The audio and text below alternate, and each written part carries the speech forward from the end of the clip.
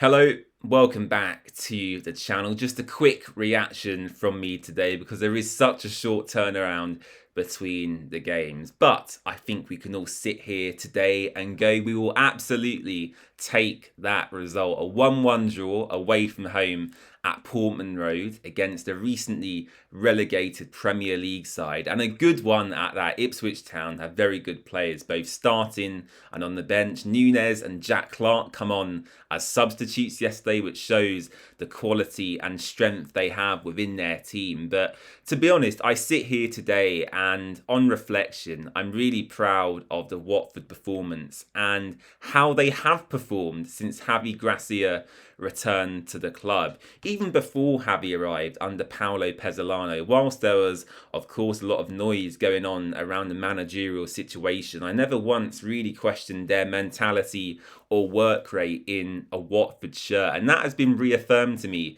since Javi arrived. For me, this is the most likeable bunch of players we've had in many years. And I think that's reflected both on the pitch, in their performances, in their grit, determination and work rate, but also off the pitch in the footage Watford publish on social media. The bunch of players we have, their personalities, their general vibe, for me is great to watch. And as a supporter, that is exactly what you want from your football team. Even when the going gets tough, you want the group to be likeable and people who you can get behind. And I think this Watford squad is certainly that. So a massive credit to the players, the staff and the fans for contributing to that performance yesterday. And I'm glad the travelling Watford faithful got to see a goal as well. And that goal come via our Moroccan maestro once again, Imran Louza. And guys, come on, he is absolutely unbelievable to watch. I've said here before, he is the best midfielder in the championship, but now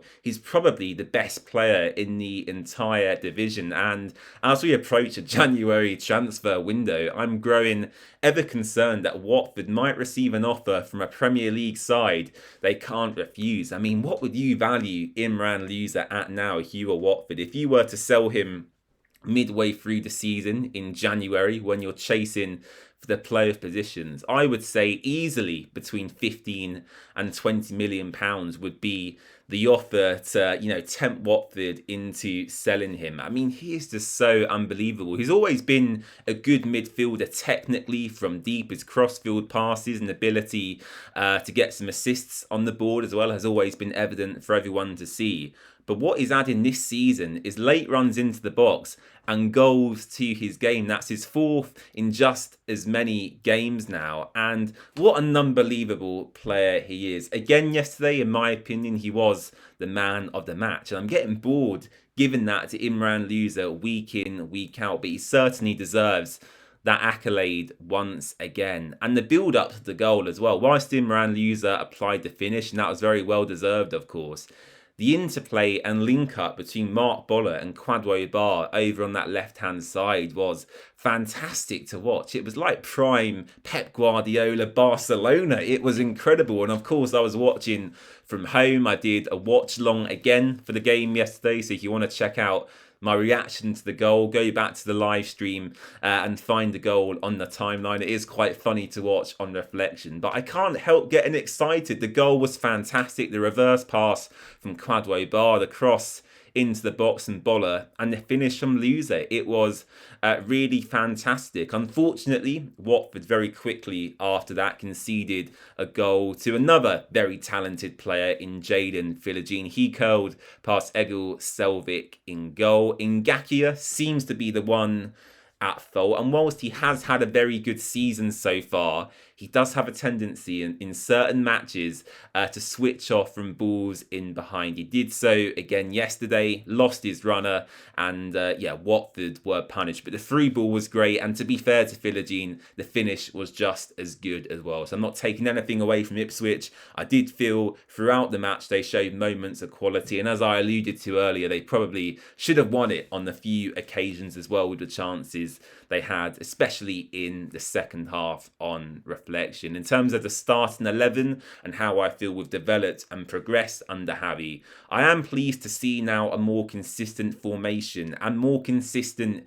team selections as well. Again, we didn't see Edu Kayembe or Musa Sissoko anywhere near the starting 11, which of course, if you guys know my thoughts on them two players, I was very pleased about. It was Loser and Hector in midfield, Incy on the right, Quadwo on the left. And I think Javi Gracia does like to play with inverted players over in them wide areas. And I think that's been evident to see in the last few weeks. So Quadwo was on the right, Ince on the left. The front two was Mamadou Doumbia and Vivaldo Semedo. And whilst Doumbia, again, was quite impressive to me in terms of his work rate and press off the ball, Vivaldo Semedo was a bit anonymous. I can't actually remember anything he did of note from memory. I'm sure you guys might be able to tell me something in the comments. But again, another disappointing performance from big old Vivaldo up front. If I was to rank all three strikers we have at the club, it would probably be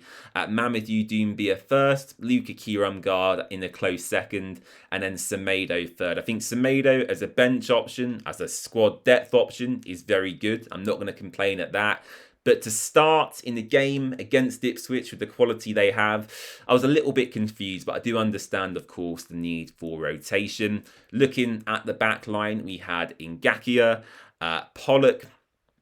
Pollock for me actually alongside Abankwah. I'm not sure why Pollock plays on the left. Now Pollock yesterday, I'm not going to criticise, so I thought he again had a very good game. But he does look a bit unnatural there, and especially with how high Ipswich press and how regularly they did do that, I was concerned at times that Matty might give the ball away when attempting to play out from the back. But actually, he got away with it yesterday, put in another astute performance. And I think what you're seeing defensively for Watford at the moment is almost big man, little man, whether it's Caben and Matty or Abankwah and Matty. You've got Matty who's there as a big physical presence, winning the duels, winning the headers for Watford. And then you almost have a ball-playing centre-back who has the ability to progress the ball further up the pitch, and they're slightly smaller in stature physically. So, yeah, Matty I would prefer on the right, although he has been performing at a pretty high level. As I mentioned with Ngakia, he probably switched off for the goal slightly, which, yeah, is unfortunate, but he has had a very good season so far, so I'm not going to go too hard on him. And Mark Boller again, the link up for Watford's opening goal, very good defensively. Not the greatest fullback in the division, but yeah, for me again, one of the most underrated signings we've made this summer. Mark Boller again was very good for me yesterday. And Egil Selvik in goal, pulling out some wonderful saves to keep Watford in the game. So all in all, very pleased with the performance.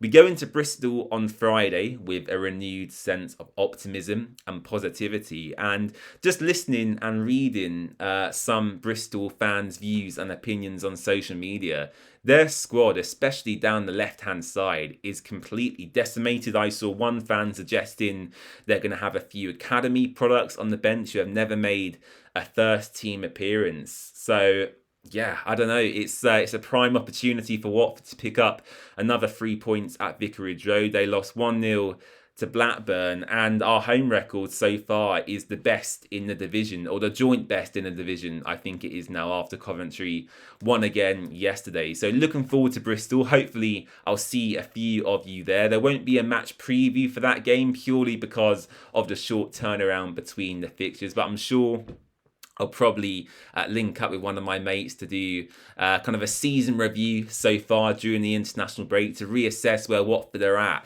as we head into the very busy Christmas period, I should say. We're in November now. The Christmas vibes are within me. I've started my Christmas shopping as well. I don't know about you, but yeah, I'm looking forward to it. I'm feeling good. I'm feeling good. I'm feeling confident. That could all change if we lose 4-0 on Friday, but I don't think that will happen. I think Watford will be professional and get the performance done. I suppose my one concern before I finish off is more so fatigue. And actually, Imran Loser, the question mark about him, whilst he's been fantastic for us and the run of form he's on is stupendous, does he start on Friday in terms of his actual fatigue? Because the worst case scenario for Watford would be Imran Lees is starting again in midfield, and then after 15-20 minutes he pulls up with some sort of muscular injury, a hamstring pull, whatever it may be. That is worst case scenario. So I think Javi Gracia has a fine balance in terms of putting quality on the pitch and managing minutes. But as mentioned before, there's plenty of players to choose from. Formosa Mendy was apparently our number one centre-back target. Max Elaine on the bench once again. He hasn't featured. Papa Mendy, who come in on a free transfer this summer. He's another midfielder we can use. Pierre Duomo, Nestri Irankunda, Othman Mamar. There are plenty of options for Watford to use in this squad. Wiley, Jeremy Petrie. So I'm not too concerned about rotation. But yeah, let's see if Imran Loser starts on Friday. I really hope he does. But I just have a doubt in the back of my mind because of the amount of minutes he's played so far. So let me know your thoughts on Ipswich and looking ahead to Bristol in the comments section down below. You can follow The Watford Way across all social platforms. We're, of course, here on YouTube, and you can also find us on X, TikTok, Facebook, Instagram, and as I said, also here on YouTube as well. So I'll be back either on Friday night after the game or Saturday morning for my post-match reaction. And yeah, come on, you golden boys. Looking forward to this one. So thanks for watching, and I'll see you again soon. Bye-bye.